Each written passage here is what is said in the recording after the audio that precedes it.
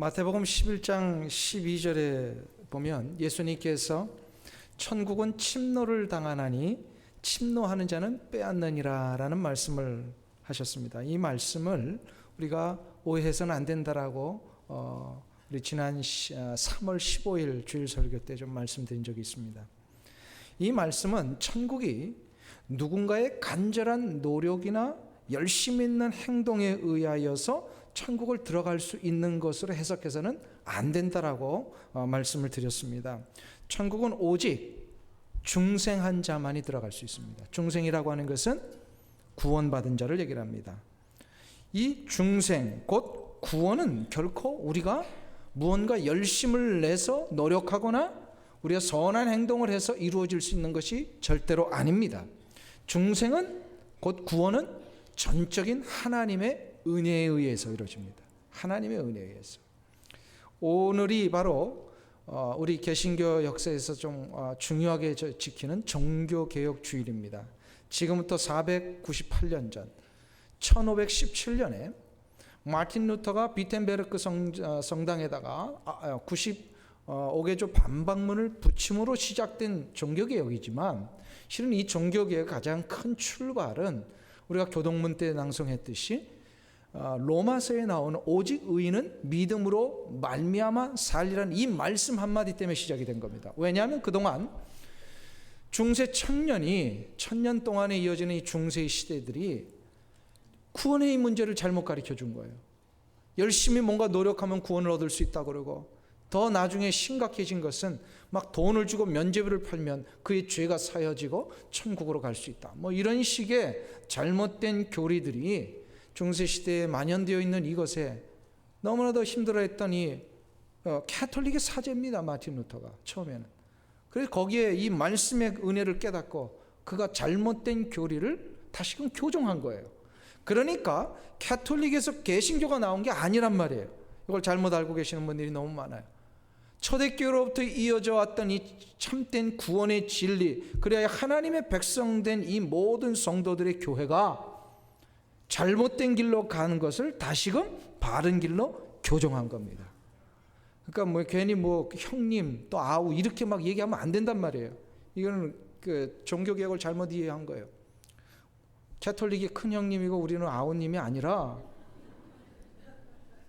잘못된 길을 간 바른 길로 바른 길로 가고 있는 이 구원의 교리, 이게 바로 우리 개신교가 붙들고 있는 오직 의인은 믿음으로 말미암아 살리라. 믿습니까? 그러니까 천국에 들어가는 것은 오직 하나님의 전적인 은혜예요. 믿음을 주셨기 때문에 그 믿음을 가지고 우리가 예수 그리스도를 믿음으로 구원에 이른 것입니다. 그러니까 천국은 침노를 당하나니 침노하는 자는 빼앗는 자, 이걸 가지고 어떻게든 우리가 열심히 내어 천국에 들어가기만 할 수 있는, 노력하면 들어갈 수 있다, 이렇게 하면 안 된다라는 거예요. 이 해석을 잘못된 해석이에요. 그러면 주님께서 마태복음에서 말씀하신 천국은 침노하는 자의 것이라는 이 말씀은 과연 무슨 뜻이냐 이 말입니다. 이거를 오늘은 뭐 간략하게 말씀드립니다만 나중에 그 3월 15일자 주일 설교를 나중에 좀 참고해 보시면 더 확실하게 이해하실 수 있습니다. 이것은 한마디로 천국에 들어가는 조건을 얘기를 한 것이 아니라 천국에 들어가는 과정이 무엇인지를 가르쳐 주신 거예요. 프로세싱을 얘기를 하시는 겁니다. 천국은 이거죠. 오직 어떻게 들어간다고요? 믿음으로만 들어가죠. 믿습니까? 주일학교 애들한테 이걸 가르쳤더니 천국은 어떻게 들어갑니까? 그랬더니 죽어야 갑니다 그러더라고요. 그것도 맞는 말이에요. 죽어야 가지만 이 세상에서 우리가 사는 동안에 천국을 자꾸 이제 경험하고 천국 백성이 되잖아요. 그러니까 우리는 믿음으로만 갑니다. 그런데 한번 보세요. 한 번 중생을 받았다고 처음부터 이 천국을 다 경험하고 천국을 다 소유하게 됩니까? 아니죠. 마치 중생을 얻은 것, 구원을 받았다라고 하는 것은 천국 문에 첫 발을 내디딘 것하고 똑같아요. 미국에 우리 이민 왔을 때 첫 발 내디뎠을 때 그 순간 미국을 다 알게 되셨습니까? 아니죠. 수십 년이 지나도 잘 모르는 미국인데 마치 이런 겁니다. 우리가 첫 발 내디뎠다고 천국 다 아는 게 아니란 말이에요. 그러기 때문에 예수님께서 천국의 첫 발을 내디딘 자들은 계속해서 어떻게 되냐면 천국을 알아가기 위하여 계속해서 천국을 침노해야 된다는 거예요. 무슨 얘기인지 아시겠어요? 그래서 조금씩 우리의 첫 발을 두 번째 발로 이어지게 하고, 그래서 조금씩 천국을 침노하면서 시간이 지남에 따라 구원받은 자의 삶을 살면 살수록, 그러니까 천국 백성답게 살면 살수록 천국의 능력과 생명의 역사를 우리가 계속해서 더 크게 경험하게 된다는 거예요. 이게 바로 천국을 침노하는 현상을 얘기를 하는 겁니다. 그래서 이 경험은 우리가 언제 완전히 이루어질 수 있느냐? 언제 완전히 이루어질 수 있을까요? 천국을 언제 다 알 수 있을까요? 그 어린아이의 대답처럼 죽어야 됩니다. 죽으면 우리가 이제 완전히 천국이 뭔지를 알 수 있어요. 그러나 그 전까지는 완전히 알 수 없는 천국이지만 우리가 천국을 침노하면서 계속해서 이 천국을 더 풍성하게 경험해 갈 수 있도록 하나님이 우리에게 축복해 주셨어요. 이제 그거를 지금 오늘 본문에서 주님이 비유 가운데 얘기를 하시는 거예요. 오늘 비유 두 개가 나오고 있는데요. 이 비유는 바로 그 천국을 어떻게 우리가 경험하게 되는지 그 순서적인 이 프로세싱을 가르쳐 주고 있는 겁니다. 그 첫 번째 순서입니다. 천국을 경험하는 순서. 그것은 바로 가치의 발견으로 시작이 됩니다. 한번 따라하겠습니다. 천국의 경험은 가치의 발견으로 시작한다. 무슨 가치일까요? 천국의 가치. 이거를 알아보는 것이 첫 출발이라는 거예요. 오늘 44절 말씀을 보겠습니다. 44절 말씀 같이 한 목소리로 읽습니다. 천국은 마치 밭에 감추인 보화와 같으니 사람이 이를 발견한 후 숨겨두고 기뻐하여 돌아가서 자기의 소유를 다 팔아 그 밭을 샀느니라. 한번 보세요. 지금 읽은 요 첫 번째 비유, 요 비유는 그 다음에 나오는 45절, 46절에 나오는 이 진주 발견한 비유하고 아주 똑같은 내용을 전달하시는 비유입니다. 이거는 지난 2주 동안 우리가 살펴보았듯이 겨자씨 비유와 누룩 비유를 똑같은 내용을 조금 다른 어프로치로 설명하신 예수님의 의도하고 똑같습니다. 겨자씨 비유와 누룩 이 두 가지 비유를 그래서 같은 내용인데 조금 달리 하셨다 그래서 이거를 신학적인 용어로 무슨 비유라 그랬어요? 그러니까 쌍둥이 비유, 곧 트윈 패러블이라고 이렇게 이제 우리가 표현해요. 이 오늘 읽은 이 밭에 감추인 보화를 발견하는 이 비유와 진주를 발견하는 이 비유는 트윈 패러블입니다. 같은 내용이에요. 첫 번째 비유인 밭에 감춘 이 비유와 두 번째 비유에 공통적인 표현이 하나 나와요. 그게 오늘 본문의 핵심이에요. 똑같은 표현이 나옵니다. 그게 뭐죠? 자기의 소유를 다 팔아 라는 표현입니다. 자기의 소유를 다 팔아라고 44절에 나오는데 46절에도 진주를 발견한 상인이 자기의 소유를 다 팔았다 이렇게 표현하고 있습니다. 이것은 무엇입니까? 밭을 갈던 농부가 자기의 모든 것을 팔 정도로 발견한 이것이 얼마나 가치가 있는 것인지를 알았다라는 겁니다. 두 번째 비유에서도요, 한평생 장사를 했지만 진주 장사의 눈에 진주만 보이지 않았겠어요? 그렇죠? 그러니까 그분의 딱 한 번은 보면 이게 뭐가 얼마나 귀한 건지 알 거예요. 한평생 진주 장사는 자기가 평생에 한 번쯤 만나고 싶은 최고의 가치 기준이 있었던 것 같아요. 근데 그 진주를 만난 거예요. 그래서 자신의 가지고 있는 모든 것을 처분할 정도로 실은 그 진주의 가치가 얼마나 좋은 것인지를 알았다라는 겁니다. 농부가 농사만 짓는 줄 알았더니요, 보화의 가치를 알고 있었어요. 얼마나 귀한 것인지. 이게 바로 천국을 발견하는 첫 번째 시작이라는 거예요. 천국에 들어가는 첫 번째는 보화를 보화로 볼 줄 알고 진주를 진주로 볼 줄 아는 눈이 떠져야 됩니다. 여기서 보화와 진주는 결국 뭘 의미하죠? 천국을 얘기를 하는 거예요. 천국, 가장 귀한 것. 눈이 떠지지 않으면 얼마나 가치 있는 것인지를 알아보지 못합니다. 저는 여자분들이 하고 다니는 이 목걸이를 볼 때마다 그게 진짜인지 가짜인지 도저히 구별을 못 하겠어요. 근데 여자분들은 아신다 그러네요. 딱 보면 저게 가짜, 진짜. 근데 저는 도저히 모르겠어요. 왜? 보석을 보는 눈이 없기 때문에 그렇습니다. 불과 1세기 전만 해도요, 사우스 아프리카의 그 유명한 도시 요하네스버그 아시죠? 이 요하네스버그 지금 뭐가 제일 많이 나오는 나라, 도시죠? 네? 다이아몬드가 많이 나옵니다. 불과 1세기 전만 해도요, 이 요하네스버그에 살고 있는 어린아이들은요, 다이아몬드 광석을 가지고 구슬치기를 했대요. 왜 그랬을까요? 다이아몬드를 보는 이 눈이 없기 때문에 그런 거예요. 지금도 저 티벳을 중심으로 한 라마 불교가 왕성한 저 지역을 가보면 사람들이 일생 동안 수년에 걸쳐서 여러 차례 그 히말라야를 순례를 한답니다.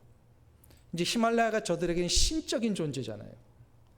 그래가지고 뭔가 이렇게 득도하기 위하여서 순례를 하는데 대부분 한 3년에 한 번씩 할 때마다 3년을 한답니다.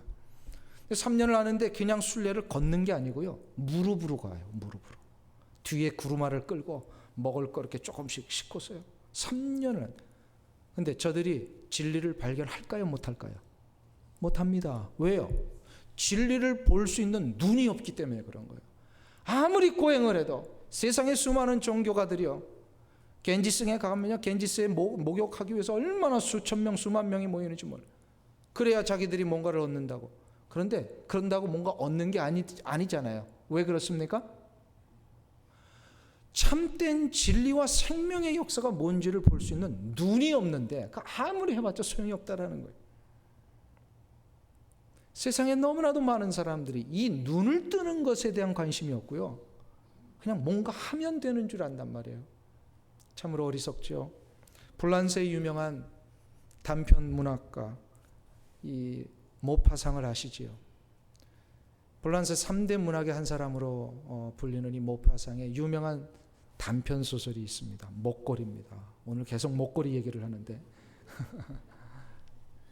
아주 짧은 소설이니까 그냥 딱 금방 읽을 수 있는 소설이잖아요. 근데 아주 놀라운 스토리가 있어요. 허영심으로 한 10년의 세월을 허비한 마틸드라는 여인이 거기에 주인공입니다. 이 여인은 가난한 공무원의, 그러니까 하급 공무원의 아내로 살면서 이 너무 가난하게 사는 것을 못 견뎌 하는 여인이었어요.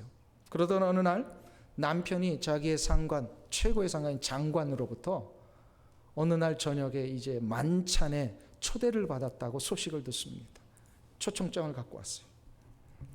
그러자 이 여인이 걱정이 시작이 됩니다. 한평생 살면서 번듯한 옷 한 번 입어본 적이 없는 이 여인이 그 파티에 입고 갈 옷이 없는 거예요. 남편한테 불평을 합니다. 나는 옷이 없다고.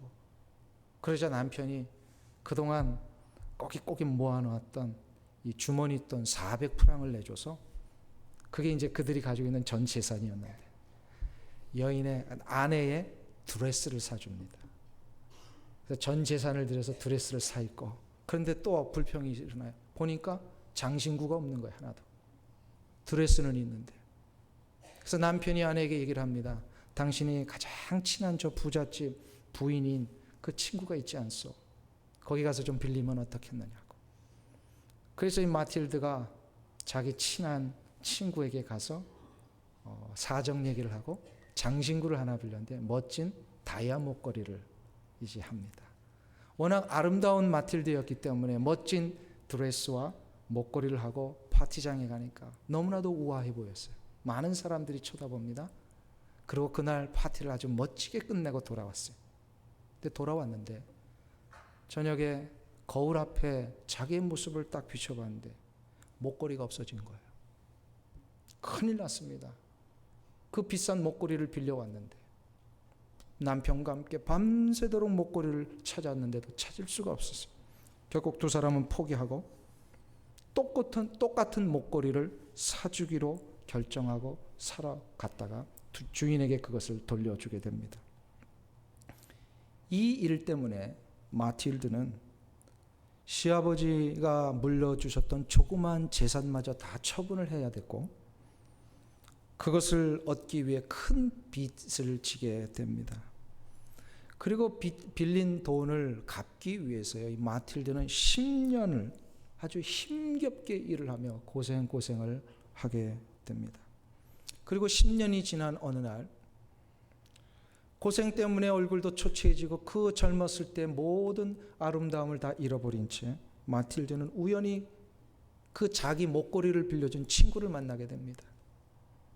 그리고 그동안 친구에게 목걸이 값을 마련하기 위해서 얼마나 고생했는지를 이야기를 합니다. 이때 친구가 이 얘기를 듣고 깜짝 놀란 거예요.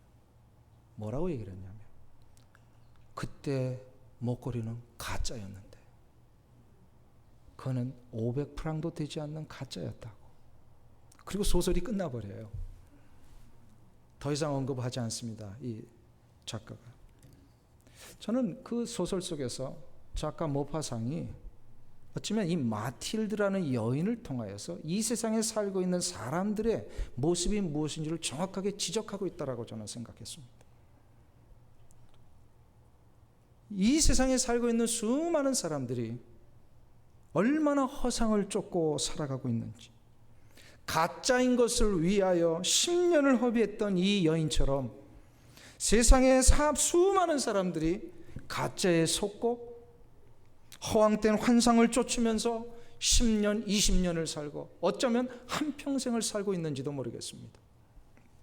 근데 문제는, 이보다 더 심각한 문제는, 그렇게 쫓아다니고 붙들려 했던 행복의 대상들이 결국 허상이었음을 이 세상 사는 동안에 모르고 죽는 사람들이 너무 많더라는 거예요. 너무 많아요. 왜 그런지 아십니까? 무엇이 참된 것인지, 무엇이 진정한 가치가 있는 것인지를 볼 수 있는 눈이 없었기 때문입니다. 무엇이 참된 것이고 무엇이 참된 가치가 있는 것인지를 알기 위해서는요, 눈이 떠져야 돼요. 세상의 가치관과 기준, 탐욕과 이기심에 떠져 있던 나의 눈이 감겨져야만 이 눈이 떠집니다. 세상의 가치관과 기준, 탐욕과 이기심으로 떠져 있던 이 눈이 감겨질 때 우리는 영원한 것과 참된 생명의 능력이 무엇인지를 보게 된다는 거죠. 근데 그러면 어떻게 나의 원래 눈이 감겨지고 새로운 눈이 떠질 수 있는 것일까? 이거는요, 아무리 내가 노력한다고 되는 게 아니에요. 이것은 강권적인 하나님의 역사, 은혜의 역사가 있으셔야 돼요. 그래서 눈이 떠지는 것은 바로 구원의 시작입니다. 천국의 첫 발을 내딛는 것입니다. 하나님의 강력한 은혜의 역사. 사도 바울 아시죠? 주님을 만나기 전에 그의 이름은 사울이었어요. 사울이 그리스도인들을 잡아 가두기 위하여서 다메섹 도상으로 올라가다가 그만 하나님의 강건적인 은혜의 역사를 경험합니다. 하나님의 은혜의 강건적인 역사가 그의 육체에 무엇으로 시작이 되죠? 눈이 감기는 것으로 시작이 됩니다. 그의 눈이 감겨져 버렸어요. 소경이 됐습니다. 그것도 3일 동안. 저는 그 눈이 바로 사도 바울 되기 전에 청년 사울이 그동안 추구했던 세상적인 가치와 기준에 몰두하던 눈이라고 생각합니다. 권력과 명예에 대한 집착하던 눈이 바로 그 눈이었습니다. 그 순간에 감겨진 눈은 바로 목적한 바를 이루기 위하여 수단과 방법을 가리지 아니하고 자기 앞에 거치는 모든 자들을 다 제거해 버리겠다라고 하는 야망에 불타는 눈이었습니다. 하나님이 이거 감겨지게 하신 거예요. 3일 동안 신음하며 고통 가운데 있다가 하나님께서 아나니아 선지자를 사울에게 보내십니다. 사울을 향하여 안수기도를 하고 나니까 사울의 눈에서 뭐가 떨어졌습니까? 비늘이 떨어졌어요. 그 비늘이 바로 그동안 그가 바라보았던 야망의 눈입니다. 탐욕과 이기심의 눈이었어요. 이것이 다 떨어진 거예요. 그리고 나서 3일 만에 그가 눈을 뜨게 됩니다. 그 눈은 무슨 눈입니까? 바로 새로운 세상을 볼 수 있는 영적인 눈이었어요. 그동안의 가치관에 잠겨서 보지 못했던 새로운 가치관, 참된 가치를 볼 수 있는 새로운 생명의 눈이었습니다. 이 생명의 눈을 통하여 그는 이제는 새로운 삶이 시작이 된 겁니다. 그게 바로 천국의 첫 발을 내딛게 된 거예요. 천국의 가치를 알기 위해서는요, 이 눈이 떠져야 될 줄로 믿습니다. 그래서 누군가가 아직도 이 눈이 떠지지 않았다면 실은 우리는 열심을 다해서요, 노력하고 설득해야 되지만 더 중요한 건 그 영혼이 이 눈이 떠질 수도 하나님 은혜를 주옵소서 기도해야 돼요. 이 기도가 실은 전도의 가장 중요한 부분입니다. 나의 논리와 나의 어떤 이 사회적인 위치와 권위를 가지고 그 사람을 한번 설득해 보겠다. 많이 실패합니다. 아니, 대부분 실패해요. 그걸로는 절대로 전도가 되지 않아요. 그분의 영혼의 눈이 떠지고 새로운 생명의 나라를 바라볼 수 있는 것은 전적인 하나님의 은혜의 역사예요. 그러니까 우리가 할 수 있는 가장 중요한 전도는 기도로 시작을 하는 거예요. 여러분들이 오늘 받으신 이 전도 대상자에 대한 이 기도, 이 카드가 있죠. 그거는요, 기도를 시작하자는 거예요. 지금 그분을 위해서 단순히 이름 써내면 누군가가 데리고 오겠지가 아니라 기도를 시작해야 돼요. 이것이 바로 천국을 경험하는 첫 시작입니다. 자, 그러면 두 번째로 이 천국의 가치를 발견한 다음에는 어떤 그 다음 단계가 이루어지게 되느냐? 그것은 바로 기쁨의 체험이 일어난다는 겁니다. 한번 따라하겠습니다. 천국의 경험은 기쁨의 체험으로 증명된다.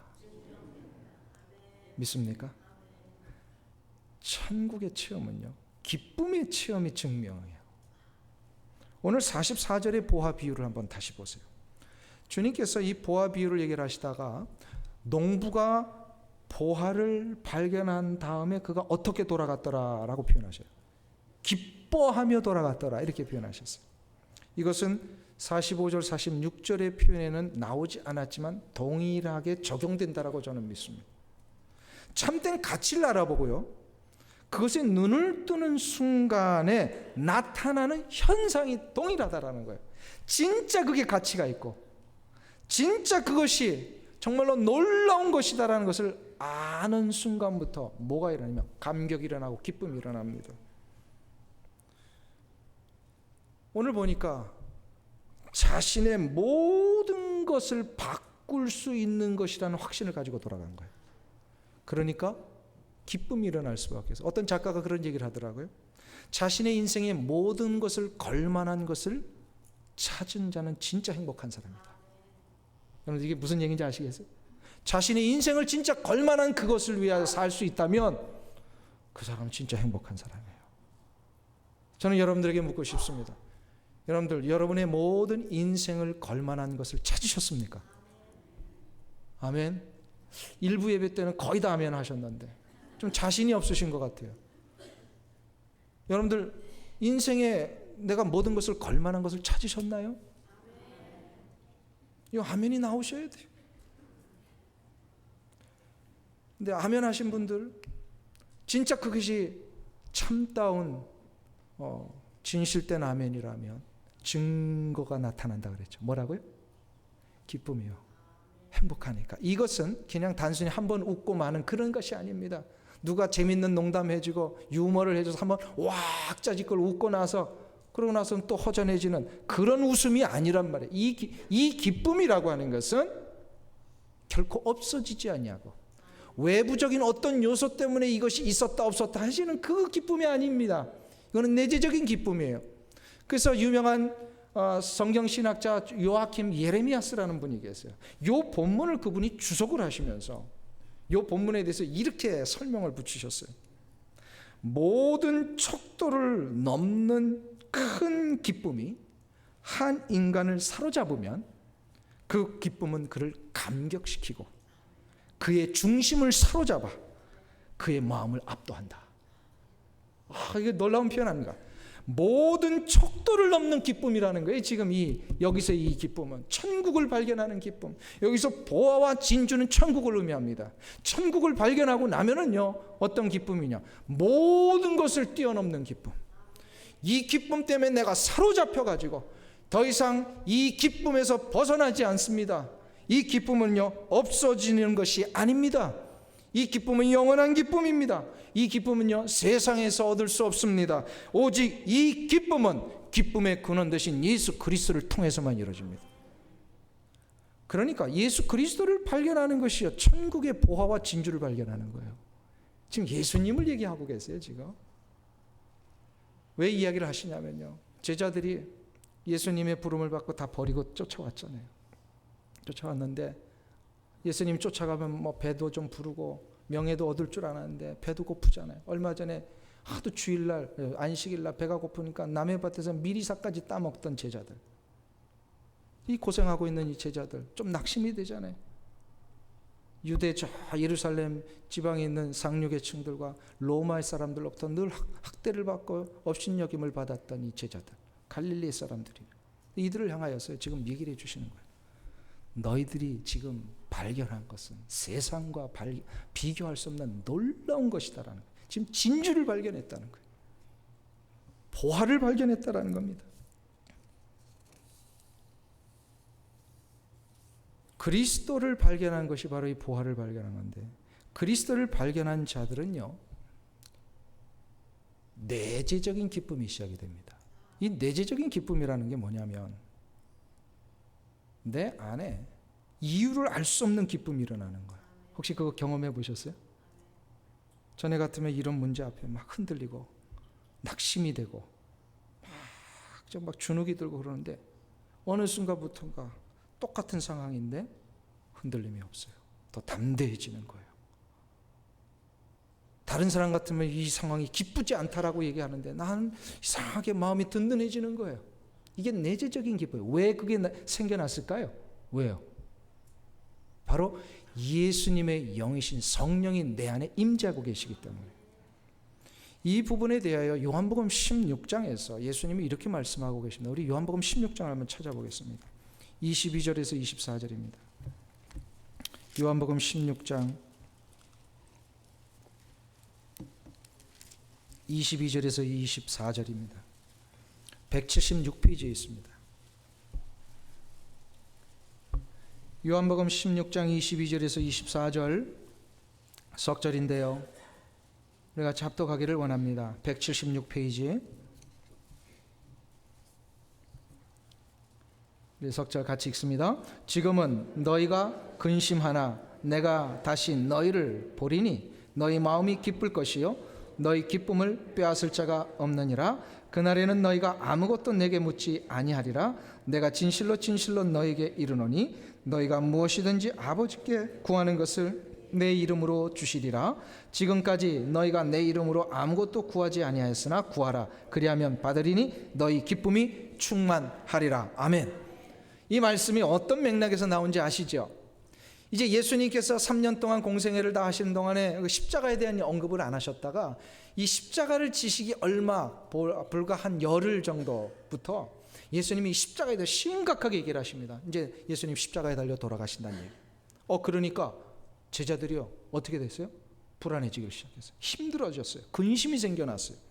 이때에 근심하는 제자들에게 예수님이 22절에 보면 너희가 지금 근심하나 내가 다시 너희를 보리니, 이 보리라고 하는 것은 얼마 후에 부활하시고 예수님이 나타나신다는 말씀인 동시에 이것은 또 예수님이 부활 승천하신 다음에 예수님의 영을 보내주신다라는 이야기이기도 합니다. 왜냐하면 16장이 계속해서 성령에 대해서 이야기를 하시니까. 예수님이 십자가에 달려 돌아가시는 그 일 때문에 지금 제자들은 근심하고 있지만 장차 성령님이 오시면 형용할 수 없는 이 기쁨이 시작될 것이다라는 약속의 말씀이에요. 지금 이 말씀 22절에서 24절. 그리고 그 오신 성령님의 중보를 통하여 예수님의 이름으로 기도하기만 하면 하나님이 모든 것을 들어주신다라는 거예요.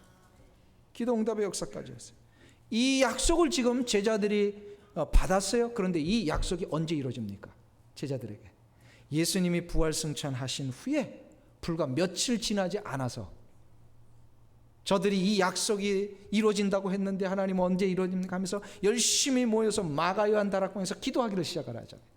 기도를 할 때 이 오순절 날에 성령의 그 강력한 임재 역사가 시작이 됩니다. 그래서 그때 막 방언이 터지는데 이 방언 터진 건 하나의 현상이고요.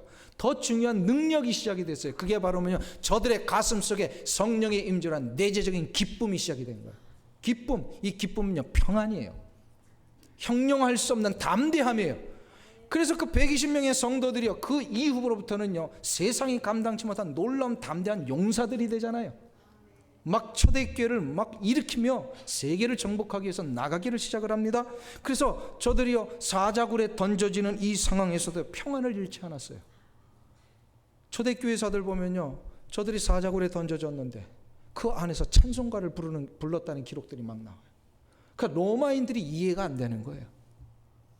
살려달라고 비명을 질러야 되는데 그 사자굴에 들어가가지고 찬송을 부르고 있으니까 로마인들의 생각이 도저히 이해가 안 되는 거예요. 그러나 그리스도인들은요 이게 가식이 아니었어요. 왜요? 진짜 담대함이 있었어요. 죽음을 넘어서는 어떠한 것에서도 흔들리지 않은 내재적인 기쁨과 평안이 있으니까. 할렐루야. 그 유명한 스데반이요 자기를 향하여 돌을 던지는 사람들을 향하여서 어떻게 합니까? 주여 저들이 알지 못하니 저들이 죄를 용서하여 주옵소서. 근데 그의 얼굴이 어떻게 됐더라? 천사의 얼굴. 이거는 기쁨의 얼굴이라는 겁니다. 평안의 얼굴이라는 겁니다.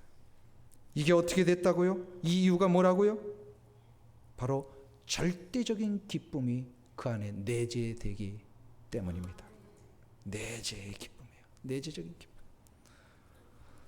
그런데 이보다 더 놀라운 사실이 있습니다. 이 약속이 지금 우리 가운데도 이루어졌습니다. 믿습니까? 예수님을 영접하고 나니까 성령님이 내 안에 임재하기를 계십니다. 그 임재하시는 성령님께서 내 안에서 나도 모르는 이 기쁨을 시작하고 계십니다. 그래서 전에 같으면 이 일에 낙담하고 통곡하고 절망할 상황인데 이상하게도 낙심이 되지 않습니다. 더욱더 이 상황을 하나님 앞에 맡기며 이 상황을 어떻게 이루어 가실 것인가 기대하니까 소망이 일어나는 거예요. 그래서 로마서에서 사도 바울이 뭐라고 하냐면 환난은 인내를, 인내는 연단을, 연단은 소망을 이루는 줄 알미로라. 할렐루야.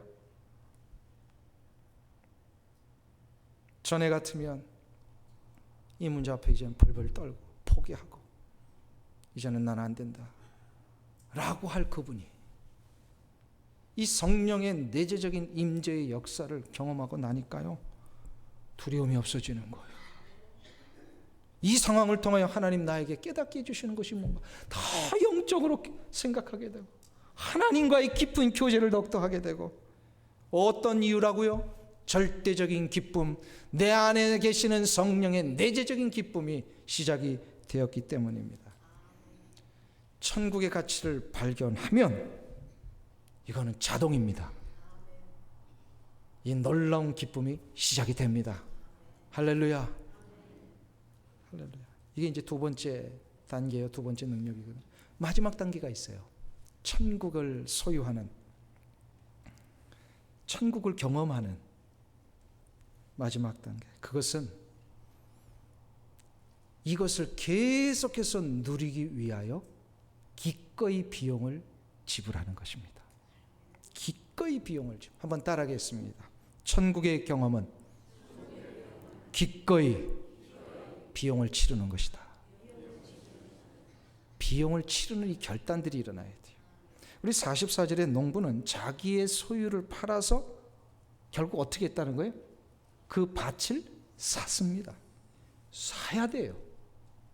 46절에도 보면 상인이 자기의 소유를 다 팔아서 진주를 샀습니다. 가치를 알고 그 가치가 주는 진정한 기쁨도 안다면 그것을 계속해서 누리기 위하여 그만한 비용을 치러야 됩니다. 근데 많은 사람들이요 천국의 가치를 알고 기쁨을 몇 번 누리는 것으로 그냥 다 끝나버릴 때가 너무 많아요. 다 끝나요. 천국의 가치를 발견하고 그 기쁨을 경험했다면요 그래서 계속해서 누려야만 천국의 그 놀랍고도 그 광활한 이 역사들을 경험하거든요. 아까 말씀드렸습니다. 천국의 첫 발을 들이는 것은 전적인 뭐라 그랬어요? 하나님의 은혜입니다. 이건 우리의 노력으로 되는 게 아니라 하나님의 강력한 역사로. 근데 첫 발을 들여놓은 다음부터 이 놀라운 천국의 능력과 생명의 역사를 풍성하게 경험하는 것은요, 전적으로 우리가 노력을 해야 돼요. 노력해야 돼요. 근데 요 두 번째를 자꾸 놓치니까 이 개신교가 약해진 거예요. 우리 개신교가 자꾸 구원받은 것으로 끝나고 이제는 아무렇게 살아도 된다, 이렇게만 얘기를 해보니까 우리 교인들이 막 부정을 저지르고 막 그러잖아요. 그런 죄를 저지르면요, 천국의 그 기쁨 계속 못 누립니다. 생명의 역사를 누리지 못합니다. 마치 이런 거죠. 이 놀라운 생명의 이 풍성한 역사를 경험하기 위해서는요, 천국에 자꾸 발을 들여놓고 계속해서 전진해 나가야 돼요. 천국 백성답게 살아야 돼요. 마치 이런 거예요. 더운 여름날 바닷가에 왔는데 이 푸른 바닷가를 보면서 바다를 즐기기 위해서는 어떻게 해야 되죠? 바다에 뛰어들어야 됩니다. 근데 뛰어들 때는 한 가지 해야 될 게 있어요. 자기가 신고 있던 장화를 벗어야 돼요. 자기가 입고 있던 두꺼운 옷들을 다 벗어 던져야 됩니다. 그래야 바다에 뛰어들어서 바다를 즐길 수가 있습니다. 천국의 삶 첫 발을 내딛었다고 해도 계속해서 전진이 안 되는 이유가 있어요. 왜냐하면 세상에 가지고 있었던 그거 아직도 들고 가려고 그러니까. 세상적인 가치관과 세상적인 기준과 나의 탐욕과 이기심의 이 두껍고도 더러운 옷들을 계속해서 입고 가려니까 전진이 안 되는 거예요. 생명의 바다는 그 더럽고 추한 모든 것을 내려놔야만 됩니다. 이게 바로 기꺼이 비용을 지불하는 걸 얘기를 해요. 이 지불하는 것이 없으면 안 됩니다.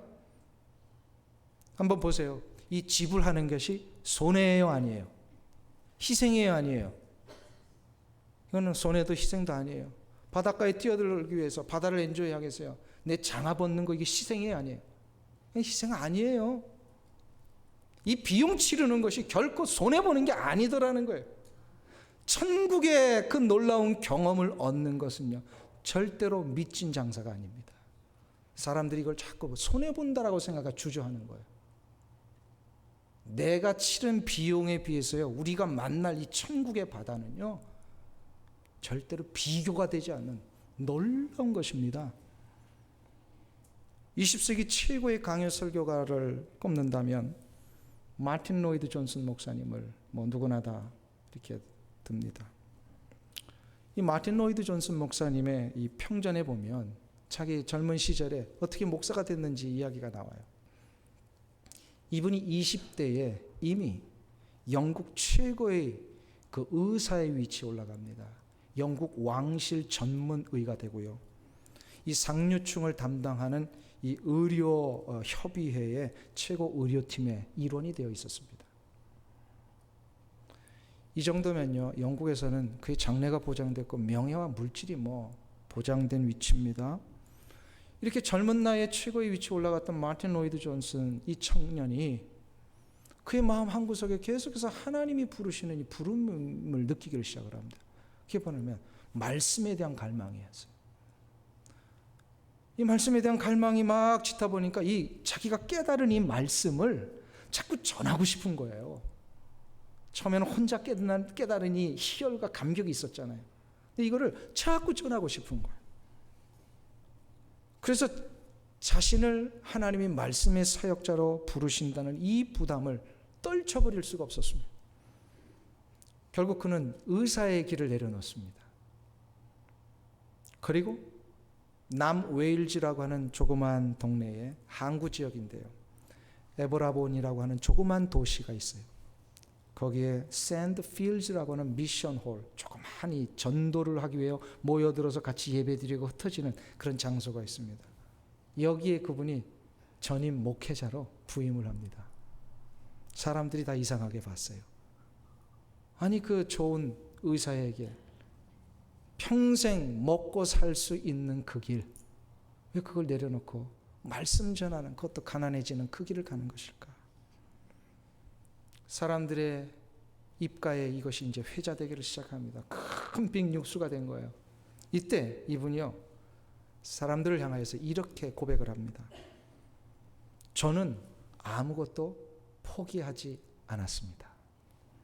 오히려 모든 것을 받았습니다.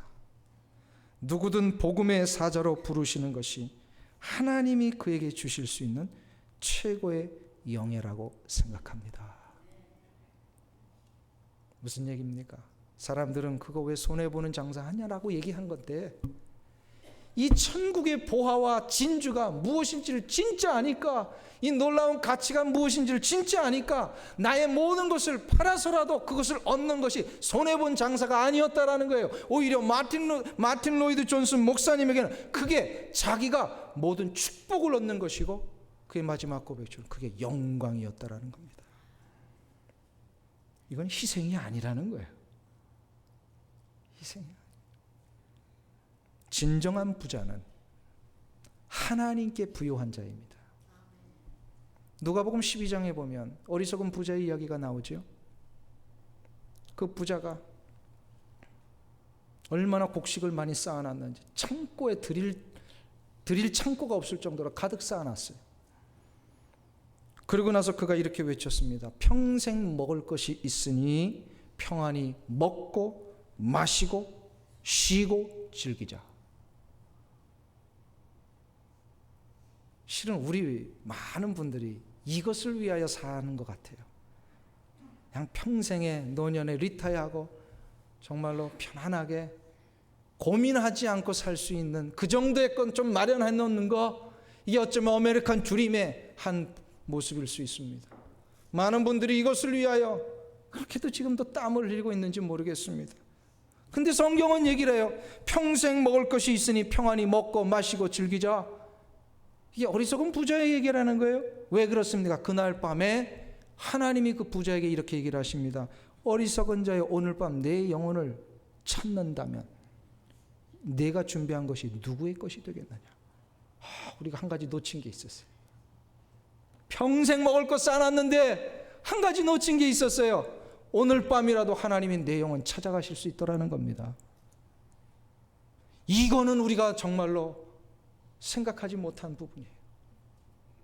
근데 이거 생각하지 못한 게 뭐라고요? 어리석은 자라는 거예요. 그러면 지혜 있는 자는 뭡니까?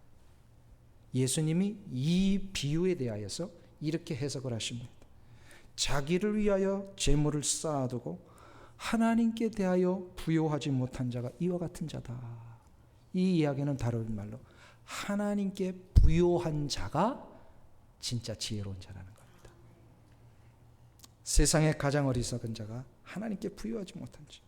참으로 지혜로운 자는 인생의 모든 보화와 진주를, 진정한 보화와 진주를 얻기 위하여서 자신의 모든 것을 바꿀 수 있는 자. 11월 15일은 테스티머니 쉐어링 나잇, 간증 나눔의 밤을 우리 동산별로 하게 됩니다. 이게 전도 축제입니다. 우리 교회. 이 전도 축제를 앞에 놓고 우리가 과연 무엇을 해야 될 것인가? 한 영혼을 위하여서요, 비용을 지불하자는 겁니다.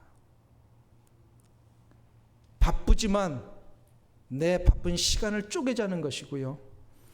나도 사는 것이 힘들고 어렵지만 얼마 되지 않는 나의 물질을 조금이라도 나누자는 것입니다.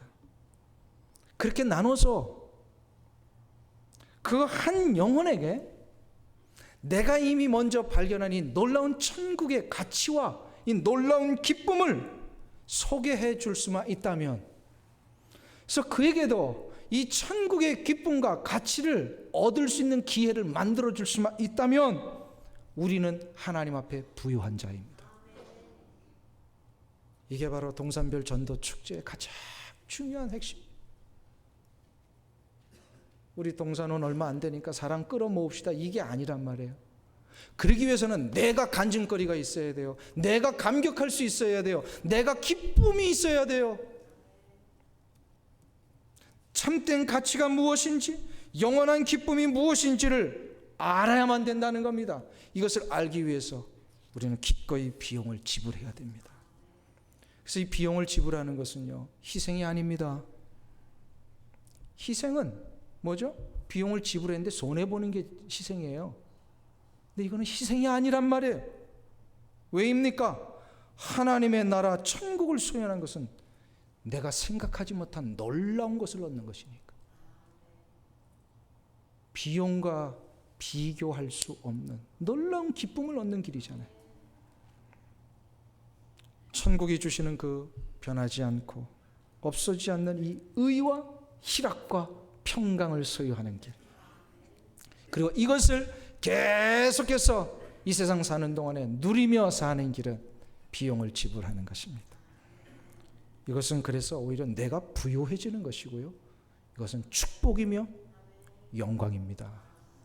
절대로 하나님의 나라를 소유하는 이 일을 위해서 뭔가 한 것이 희생이라고 우리는 다시 이제 이야기할 필요 없습니다. 여러분에게 이 놀라운 축복의 역사가 일어나시길 간절히 축원합니다.